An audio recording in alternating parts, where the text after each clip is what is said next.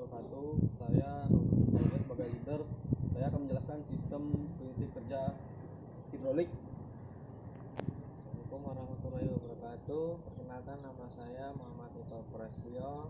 Saya akan menjelaskan tentang prinsip kerja hidrolik. Saya di Dermaja. Saya akan menjelaskan proses perawatan mesin hidrolik. Saya Yeni Nanda Pratama. Saya akan menjelaskan cara perbaikan mesin sistem hidrolik. Yang utama, ini harus terhubung ke arus listrik. Dan yang saklar ini untuk menghidupkan motor yang satu, dan saklar yang kedua untuk menghidupkan motor kedua. Mesin memutar pompa lalu menghisap oli dari tangki ke katup throttle yang ini, throttle-nya. Dari katup throttle ini menuju ke flow meter. Flow meter ini fungsinya untuk mengukur oli yang masuk ke dalam mesin. Di sini bisa diukur, dan lalu dari flow meter menuju ke manometer. Manometer ini fungsinya untuk mengukur tekanan oli di mesin hidrolik menuju ke kontrol valve 4/3. Disebut 4/3 karena di sini ada 1 katup in dan 3 katup out. Katup in yang ini untuk mengalirkan oli ke aktuator double acting yang pertama. Jika oli mengalir dari sini, maka hidrolik akan mengangkat piston ke atas.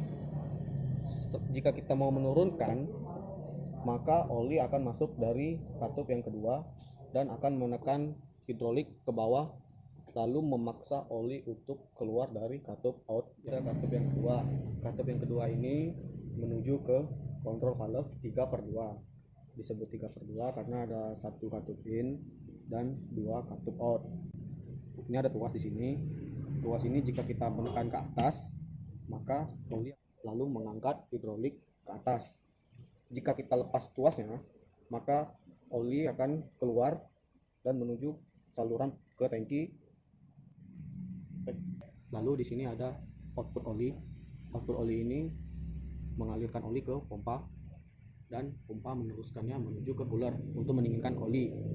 Setelah dari cooler menuju kembali ke tangki. Nama saya Yeni Nanda Pratama. Saya akan menjelaskan perbaikan sistem hidrolik. 3. Pertama, jika ada kerusakan pada saklar yang on off tidak bisa kembali lagi seperti semula, itu dikarenakan pegasnya lemah atau patah, itu harus diganti dengan yang baru.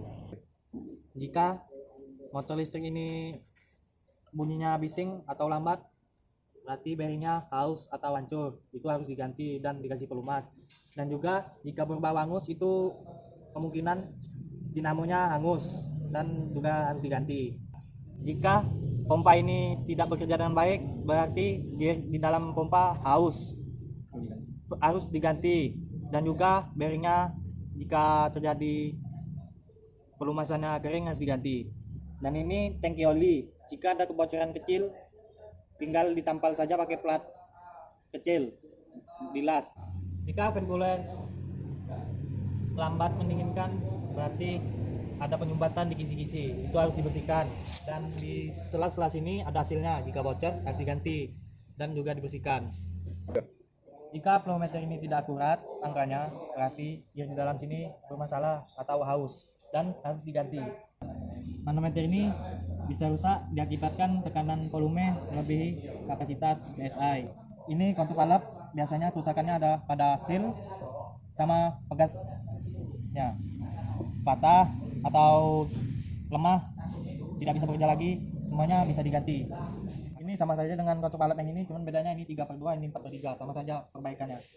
Ini aktuator single acting, ini aktuator double acting. Kerusakannya bisa terjadi pada hasil juga, sama batang pistonnya lecet, itu batang piston bisa diganti sama hasilnya.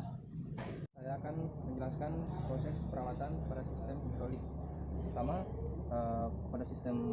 pada kabel harus diperhatikan masih bagus atau tidak, atau ada yang putus. Terus pada saklar, cara perawatan kerusakan yang sering terjadi yaitu kabel putus dan tombol saklar yang lengket. Jadi untuk mencegah kerusakan, yaitu cara perawatannya saat penggunaan jangan ditekan terlalu berlebihan. Motor kerusakan yang sering terjadi yaitu akibat kepanasan, akibat dihidupkan terlalu lama dan terjadi panas. Jadi kipas yang ada di belakang ini harus dibersihkan agar tidak mengganggu proses pendinginan motor penggerak. Kemudian harus membersihkan debu atau karat yang berada di seal agar tidak terjadi kebocoran pada seal. Perawatan mesin motor yang satu ini sama saja proses perawatannya dengan mesin yang pertama. Pada pompa, kerusakan yang sering terjadi yaitu pada bearing dan seal. Untuk seal itu cukup dengan dibersihkan debu dan karatnya, dan untuk bearing cara perawatannya itu rutin memberikan pelumas. Jadi cara perawatan pada tangki yaitu dengan rutin membersihkan bagian dalam tangki dan melakukan pengecatan. Kerusakan yang sering terjadi pada cooler yaitu penyumbatan pada proses pendinginan. Kerusakan yang sering terjadi pada cooler yaitu penghambatan pada proses pendinginan. Cara perawatannya yaitu dengan membersihkan kisi-kisi pada radiator pendingin pada cooler. Pada flow meter, cara perawatannya yaitu dengan membersihkan bagian seal, bagian sini dan sini agar tidak ada terjadi kebocoran pada seal. Pada manometer, kerusakan yang terjadi itu rusaknya jarum pada manometer, dan cara perawatannya itu pada saat penggunaan jangan sampai tekanan melebihi kapasitas yang sudah ditentukan.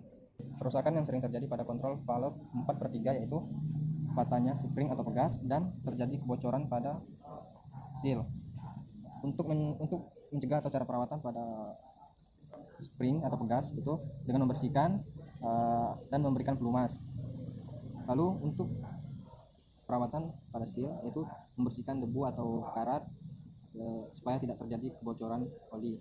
Perawatan pada kontrol valve 3/2 sama dengan perawatan pada kontrol valve 4/3.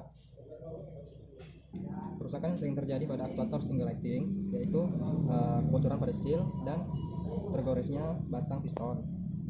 Cara perawatannya itu dengan membersihkan debu dan karat agar tidak terjadi kebocoran pada seal, dan rutin membersihkan batang piston agar tidak tergores. Untuk cara perawatan aktuator double acting sama saja dengan perawatan aktuator single acting. Sistem hidrolik kita cek dulu, kita buka ini semuanya sudah kita buka, baru kita nyalakan mesinnya.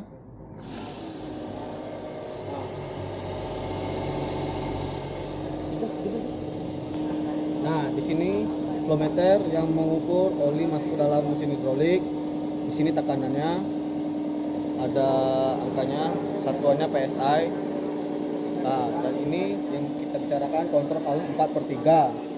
Kontrol valve 4/3 ini untuk menaik menurunkan otomatis aktuator double acting yang pertama. Kita contohkan. Maka batang piston akan naik ke atas. Jika kita tekan ke bawah, oli akan masuk dari tulang ini turun.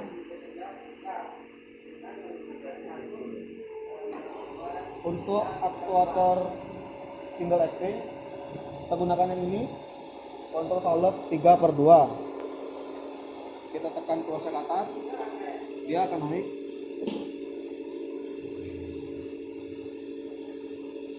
Lalu jika kita lepaskan, dia akan turun karena ada beban.